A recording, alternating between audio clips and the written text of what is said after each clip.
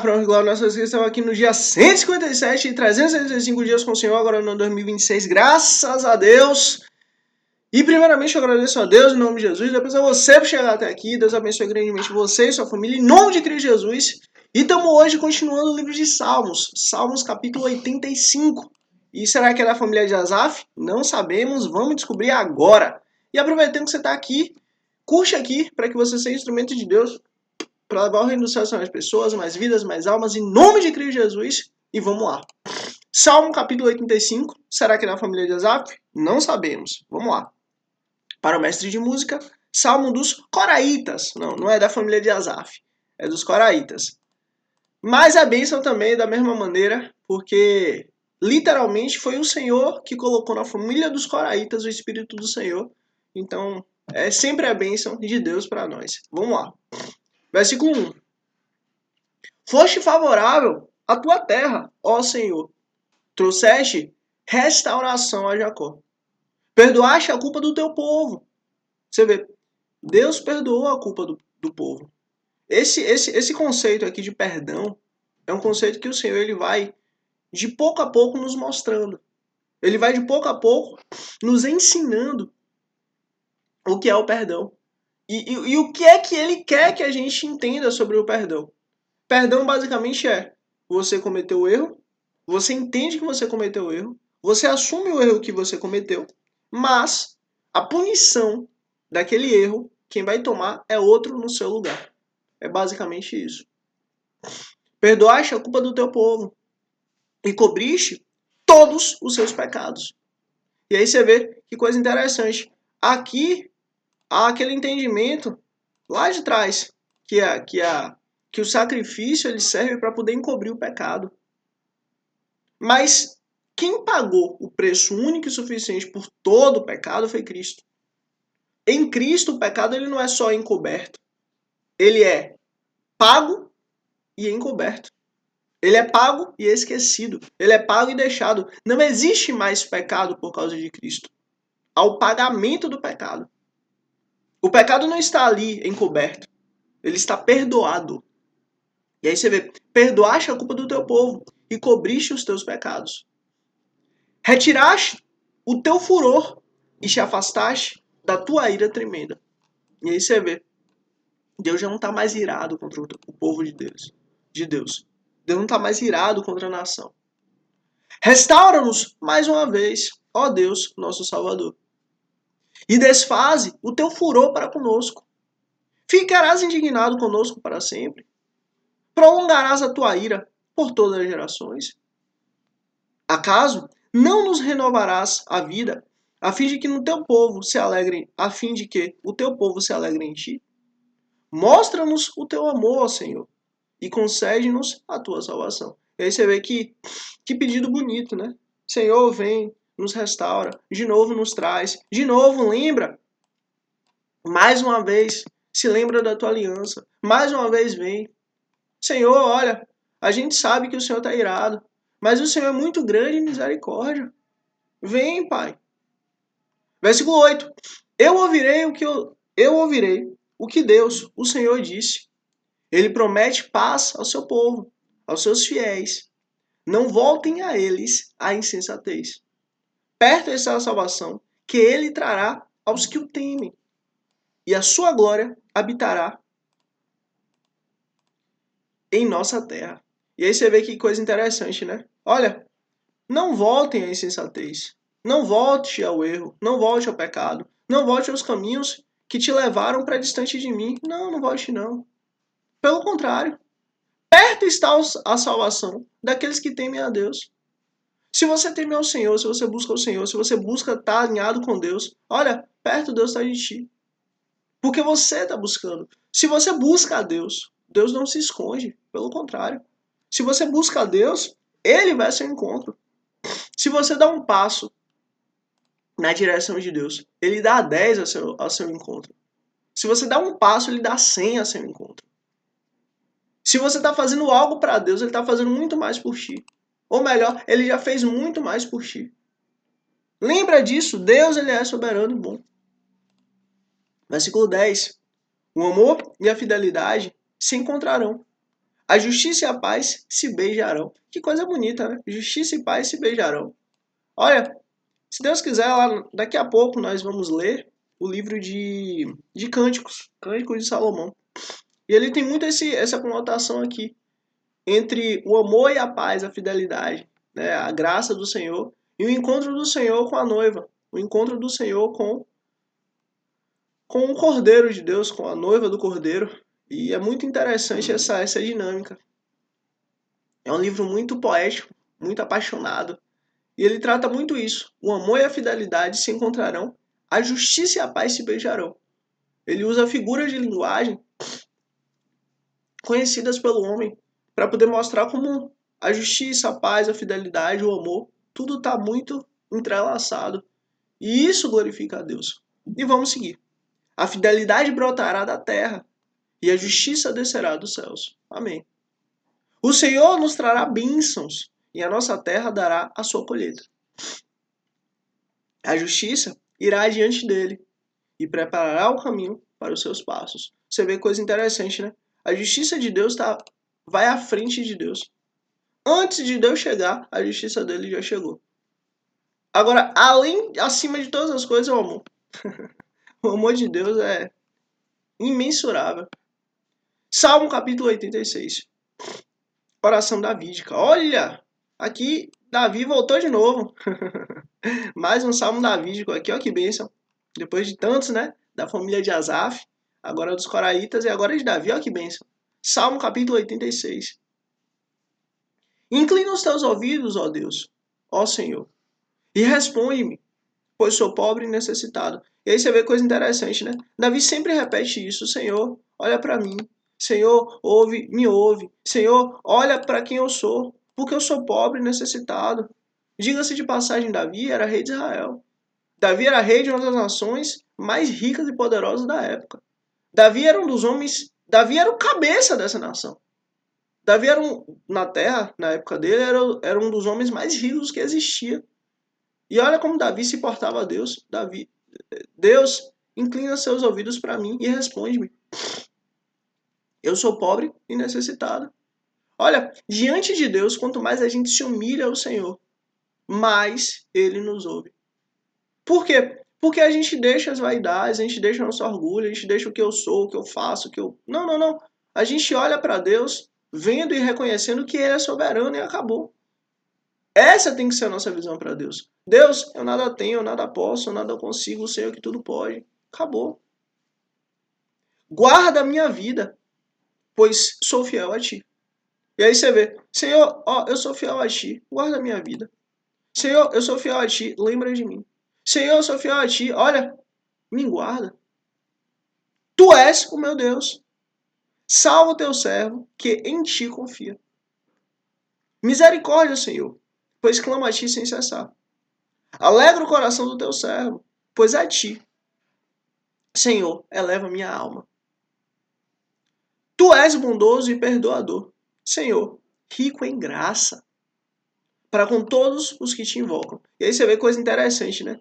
Deus é rico em graça, Deus é rico em misericórdia, Deus é rico em amor, Deus é rico em bondade, Deus é rico no que é positivo para todos os que te invocam. Olha, isso aqui é muito lindo porque, como é que eu posso dizer isso para você? Deus é uma fonte de água que não se esgota. Quanto mais você buscar o Senhor, quanto mais você se dedicar ao Senhor, quanto mais você querer a presença de Deus, mais você vai ter e mais você vai descobrir que Ele tem a dar. Mais você vai ter e mais você vai descobrir que Ele tem a fazer. Mais você vai ter e mais você vai descobrir que Ele é poderoso para poder te firmar, te alicerçar, te fortalecer. Que Ele é poderoso. Versículo 6. Escuta a minha oração, Senhor. Atenda para a minha súplica. Atenta para a minha súplica. No dia da minha angústia, clamei a Ti, pois Tu me responderás. E aí você vê coisa interessante, né? Olha, nós temos que aprender a clamar a Deus. Nós temos que aprender a invocar o nome do Senhor. No dia bom. E principalmente no dia mau. Olha, já aconteceu na minha vida. Inclusive tem até o testemunho aqui no canal para honrar o Nosso Senhor Cristo. O dia que eu quase fui embora. eu ainda tentei lutar, ainda tentei usar minha força, ainda tentei usar minhas artimanhas para poder viver, digamos assim. Mas eu lembrei do Senhor. E aí eu clamei pelo Senhor, o Senhor veio e me salvou para a honra e glória dele, em nome de Jesus. A questão toda é, nós temos que aprender a clamar a Deus logo, rápido, o mais rápido possível. Nós temos que aprender a clamar a Deus quanto mais rápido, melhor. Para quê? Para que a gente não passe tanta angústia, para que a gente não passe tanta aflição, para que a gente não venha a se cansar tanto. Que nada! Versículo 8. Nenhum dos deuses é comparável a ti, Senhor. Nenhum deles pode fazer o que tu fazes. Que coisa linda. Todas as nações que tu formaste virão e te adorarão, Senhor, e glorificarão o teu nome. Você vê, todos vão glorificar a Deus. Olha, nós literalmente estamos passando aqui por esse processo. As nações estão andando, se formando, acontecendo, mas chegará o tempo onde todos se prostrarão perante o Senhor.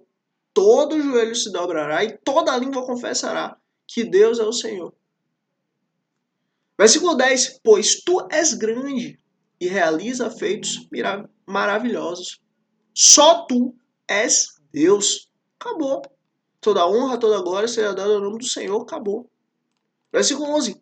Ensina-me o teu caminho, Senhor, para que eu ande na tua vereda.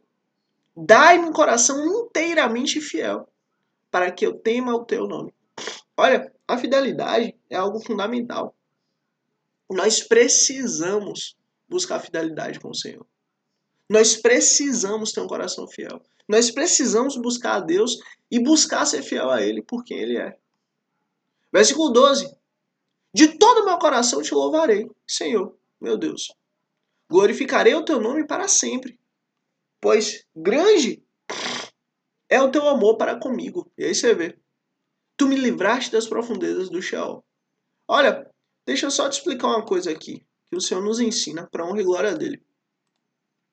Pelo fato de Adão ter pecado, pelo fato de Adão ter caído, literalmente toda a humanidade já estava condenada ao inferno. Então, o que é que Deus fez? Deus falou, não, peraí. Eu vou salvar. Eu escolho salvar. Eu escolho dar minha salvação. E estamos aqui, meditando na lei dele, refletindo na lei dele, buscando o que ele é, para quê? Para que para a honra e glória dele sejamos salvos. E isso muda tudo. Os arrogantes estão me atacando, ó Deus. Um bando de homens cruéis. Gente que não faz caso de ti. Procura tirar minha vida. Mas tu, Senhor, és Deus compassivo e misericordioso. Muito paciente e rico em amor e fidelidade. Você vê coisa bela, né? Muito paciente. Rico em amor e fidelidade. Olha, deixa eu te falar uma coisa. Nosso Deus é um Deus que você pode chegar a Ele do jeito que você tá. Você não precisa se preparar para estar na presença de Deus. Calma, chegue como você tá. Porque só pelo fato de você chegar na presença dele, é Ele quem vai mudar aquilo que é necessário que seja mudado. É Ele quem vai te aperfeiçoar. É Ele que vai fazer o diferencial na sua vida. Volta-te para mim, tem misericórdia de mim. Concede a tua força a teu servo. E salva o filho da tua serva. Dá-me um sinal da tua bondade, para que os meus inimigos vejam e sejam humilhados. Pois tu, Senhor, me ajudaste e me consolaste. Senhor, olha, vem em meu auxílio, vem em meu socorro, me ajuda, eu preciso de ti. Olha, é o Senhor que me ajuda, é o Senhor que me consola. Você vê a minha força, a minha alegria, a minha paz, a minha vida. Eu estou inteiramente firmado e alicerçado em ti. Que coisa linda, né? Que verdadeiramente isso seja uma realidade na nossa vida. Que verdadeiramente isso seja uma constante em nós. Que a nossa vida realmente esteja sempre alinhada e alicerçada no Senhor. Porque é Ele quem cuida de nós. Salmo capítulo 87. Dos Coraitas, um salmo, um cântico. O Senhor edificou sua cidade sobre o monte santo. Ele ama as portas de Sião. Que coisa linda, né? Mais do que qualquer outro lugar de Jacó. E aí você vê por que Deus ama mais Sião do que qualquer outro lugar de Jacó. Porque lá estava o templo de Deus. Foi Deus que escolheu ali a cidade de Judá para poder, a tribo de Judá e na cidade de Judá, ali Jerusalém, para poder fazer o templo. Então assim, Deus escolheu um lugar específico entre as tribos para ali colocar sua casa. Que coisa linda, né? Ele ama as portas de Sião mais do que qualquer outro lugar de Jacó. Coisas grandes são ditas de ti, ó cidade de Deus. Entre os que me reconhecem, incluirei Raabe e Babilônia, além da Filístia de Tiro e também da Etiópia, como se tivessem nascido em Sião. Misericórdia, que coisa linda. Misericórdia, que coisa linda. Olha, o que é que o Senhor está dizendo aqui? Olha, você lembra de Raabe, aquela meretriz que salvou os homens ali, Caleb e Josué? Que foi usada por Deus para poder conquistar ali aquela cidade. E ela salvou a vida daqueles homens. E ela chegou a um acordo de, bora fazer o seguinte. Quando vocês vierem atacar essa cidade, eu vou colocar um cordão vermelho. Para quê? Para que vocês vejam esse cordão vermelho e não destruam isso aqui. E foi o que aconteceu. Essa meretriz, ela foi a avó de Jesus, do Messias, do rei, o rei da glória. E o que é que Deus diz? Deus considera como se ela tivesse nascido em Sião. Olha, Deus considera como se ela fosse filha direta de Abraão, Isaac e Jacó. Deus considera como se ela tivesse nascido na própria cidade que Deus ama. Na própria cidade que é o amor de Deus. Olha que coisa linda. Não só Raabe, mas também em Babilônia. Olha, quando Israel foi levado para o exílio na Babilônia e voltou, muitos babilônicos e também muitos egípcios, quando Israel saiu do Egito, entraram em Israel. Fizeram parte da família de Israel. Fizeram parte da família real de Deus. Por isso que Deus diz, incluirei Raabe e Babilônia. Babilônia que é uma visão cosmopolita. É um povo totalmente totalmente difundido. Na Babilônia você tinha diversas pessoas de várias tribos, várias línguas, vários idiomas e vários locais. Sem contar os próprios babilônios. Mas justamente aqui olha, e aqueles que ouviram falar de Israel e buscaram servir a Deus, buscaram seguir o Senhor, eu também incluirei, eu também contarei como se tivesse nascido em Sião, na cidade de Deus, na cidade do Senhor. Olha que coisa linda. A cidade que Deus tanto ama, Jerusalém. Olha que coisa linda. E Deus não para aí. Deus fala mais além da Filístia. Filístia é muito longe. De Tiro. Tiro, no caso aqui,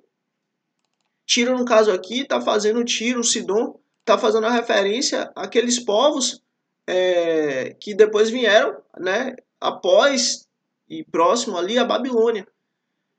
Que justamente Tiro, Sidom são povos mais distantes, mais pro outro lado da geografia. Mas enfim, são povos muito distantes, mas que ouviram também falar do Deus de Abraão, Isaac e Jacó.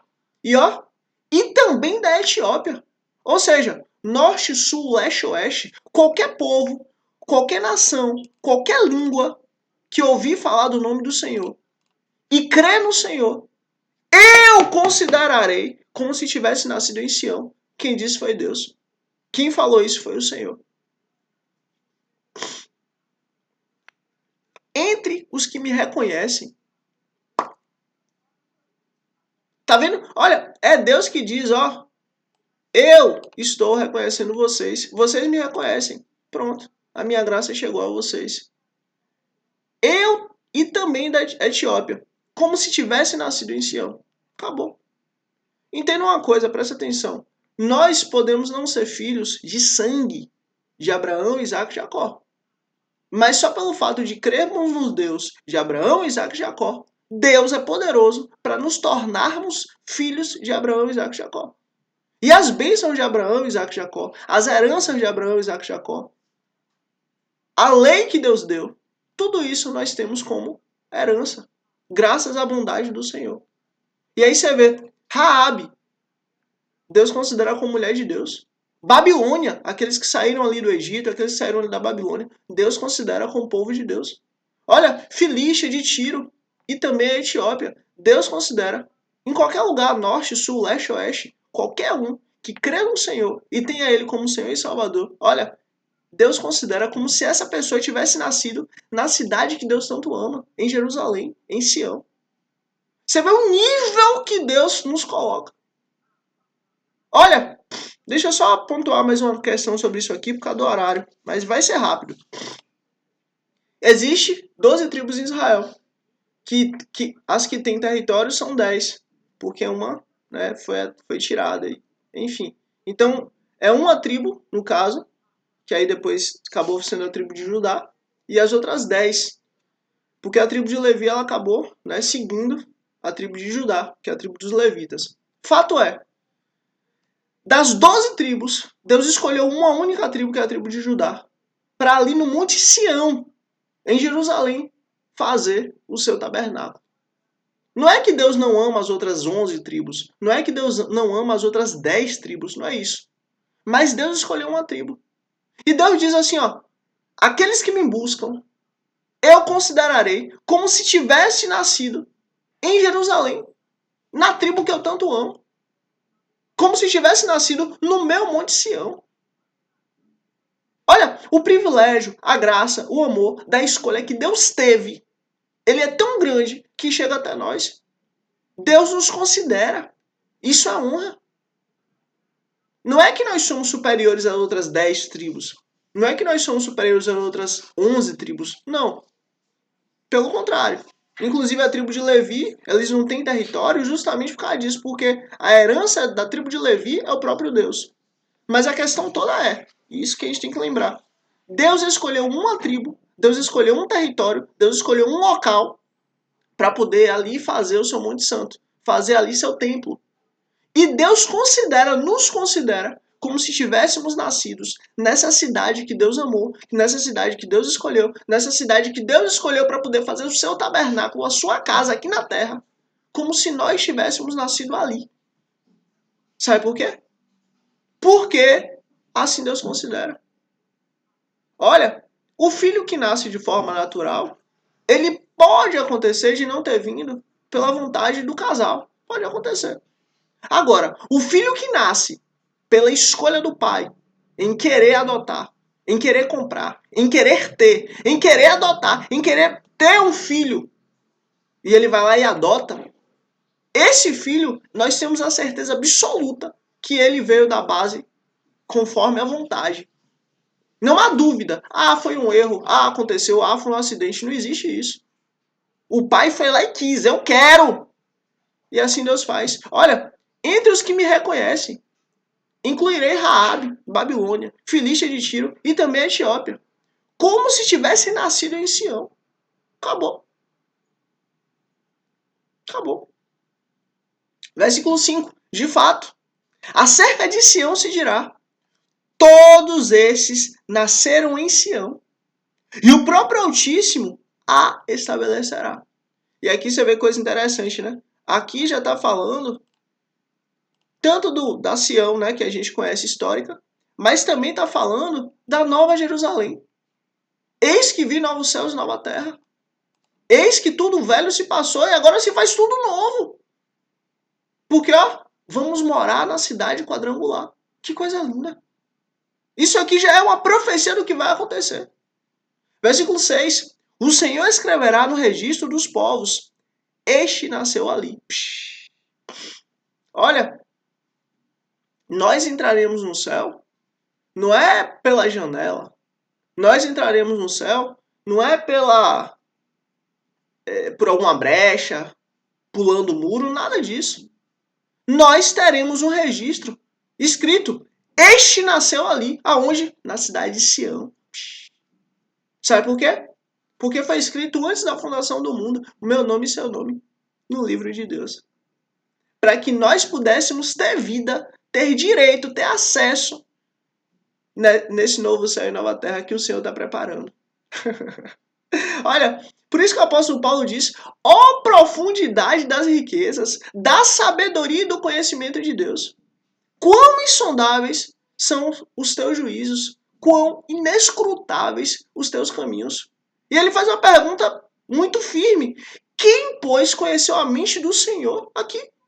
Ou quem foi seu conselheiro? Ou quem primeiro te deu para que ele viesse a ser retribuído? Olha, uma coisa muito clara. Porque dele, por meio dele e para ele são todas as coisas. A ele a honra, a glória e o louvor eternamente. Amém. Foi da vontade do Senhor que tudo isso acontecesse dessa maneira. Para que nós pudéssemos ter vida nele. Para que nós pudéssemos ter o direito de estar escrito assim, ó. Este nasceu ali, na cidade do Santo Deus. Você está entendendo a gravidade disso? Você está entendendo a profundidade do amor de Deus? Você está entendendo como Deus ele fez questão de salvar? E olha, isso aqui só são alguns epílogos a respeito de tudo que ele vai fazer e de como ele mostra a sua graça e sua misericórdia. Só para deixar claro, Cristo ainda aqui, ele é mostrado, é falado sim, mas ainda é um mistério de Deus.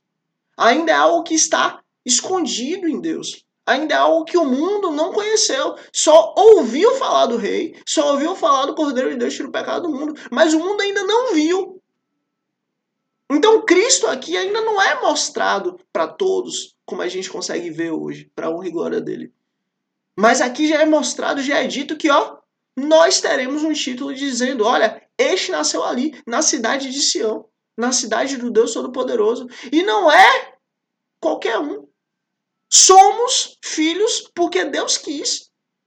Não somos filhos por acidente, não somos filhos por uma situação adversa, não. Nós somos filhos porque Deus quis. E aí você vê que coisa linda. Olha como é que a gente vai se alegrar. Com danças e cânticos dirão, nós diremos. Em Sião estão as nossas origens. Meu Deus, que coisa linda. Olha, em Sião estão as nossas origens.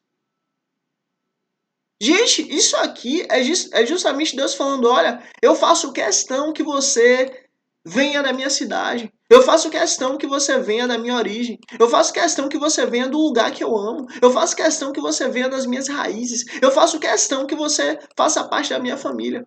Só para deixar claro, isso aqui não é a Sião que nós conhecemos hoje como Jerusalém. A Jerusalém física que nós temos hoje, a Israel física que nós temos hoje, geopoliticamente marcada que nós temos hoje, ela é uma Israel feita geopoliticamente. Ela é um pedaço de terra estabelecido, mas que Deus ama. Aquela Israel nunca vai ser destruída. Vai chegar o Armagedon, o Armeguido, que vai acontecer e vai ser terrível. Mas aquele pedaço de terra, aquele local, aquele ambiente ali, Deus vai guardar. E acabou, assim é. Por quê? Porque Israel é o relógio do mundo. Só que vai vir uma nova Israel, um novo céu, uma nova terra, uma nova Sião que o Senhor vai estabelecer. E essa nova terra, esse novo Israel, esse novo ambiente é onde nós temos origem. É onde nós nascemos. É onde nós estamos vivendo. É onde nós já estamos. Porque, ó, deixa eu te falar. O peixe, ele nasce da água. A planta nasce da terra. O passarinho nasce, né, da terra também. Quando Deus falou, haja, haja, haja. Mas nós nascemos da mão de Deus. Nós nascemos do Senhor. A nossa origem é Deus. E sabe onde Deus habita? No Monte Santo de Sião. Ou seja, pelo fato de Deus habitar no Monte Santo de Sião, nós também habitamos no Monte Santo de Sião. Nós também somos de lá. Em Sião estão as nossas origens. E é isso.